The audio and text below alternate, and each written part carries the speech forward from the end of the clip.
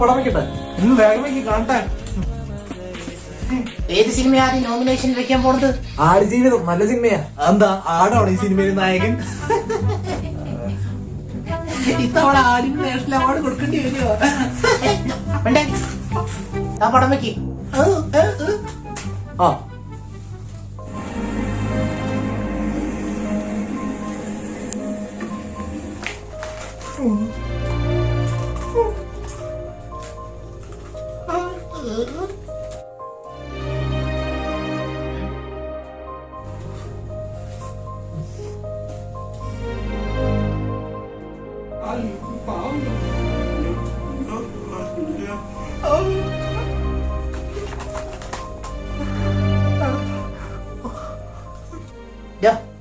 പടം നിർത്തടോ, പടം നിർത്ത്.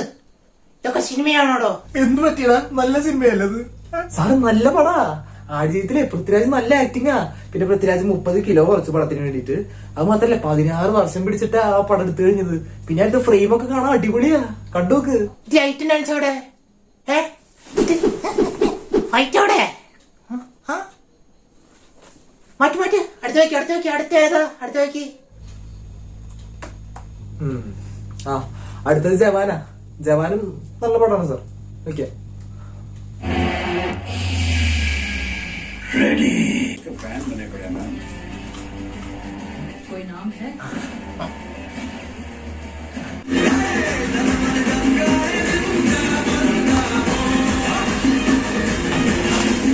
हाँ, वाओ, एक्सेलेंट, अब्सोल्यूट सिनेमा.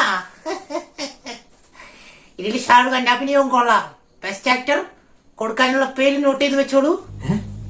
ഇതിലും നന്നായിട്ട് സ്വദേശിലും മൈ നെയിം ഈസ് ഗാനിലൊക്കെ ഷാരൂഖ് ഖാൻ അഭിനയിച്ചിട്ടുണ്ടല്ലോ. പക്ഷെ അന്ന് അവാർഡ് കൊടുത്തില്ലല്ലോ. ആ കഴിഞ്ഞ തവണ കൊടുക്കാത്തത് ഇപ്പൊ കൊടുക്കാലോ. എപ്പോഴും കിട്ടിയ പോലെ. ഇതിലും നന്നായിട്ടാണല്ലോ നേരത്തെ പടത്തില ആടുള്ള പയ്യനെ അഭിനയിച്ചത്. നന്നായിരുന്നു. പക്ഷെ അതിലെ നടൻ സ്ലോ മോഷനിൽ ഫൈറ്റ് ചെയ്യുന്നില്ലല്ലോ, ഡാൻസ് ഇല്ല. അത് മാത്രല്ല അതിൽ വളരെ കുറച്ച് റൊമാൻസേ ഉള്ളൂ. സാർ അപ്പൊ ആടുജീവിതത്തിന് ഒന്നുമില്ലേ? അത് ഞാൻ അവാർഡ് കൊടുക്കാനായിട്ട് അതിലൊന്നുമില്ലല്ലോ. ആ അതുകൊണ്ട് നമുക്ക് ബാക്കിയുള്ള സിനിമകൾക്ക് അവാർഡ് കൊടുക്കാം. ആ തയ്യാറാക്കിയിട്ട് ആലോചിച്ച് കൊടുക്ക്. എന്തൊക്കെ ചെയ്തുകൊണ്ട് എന്താ കാര്യം? അവാർഡില്ലേ?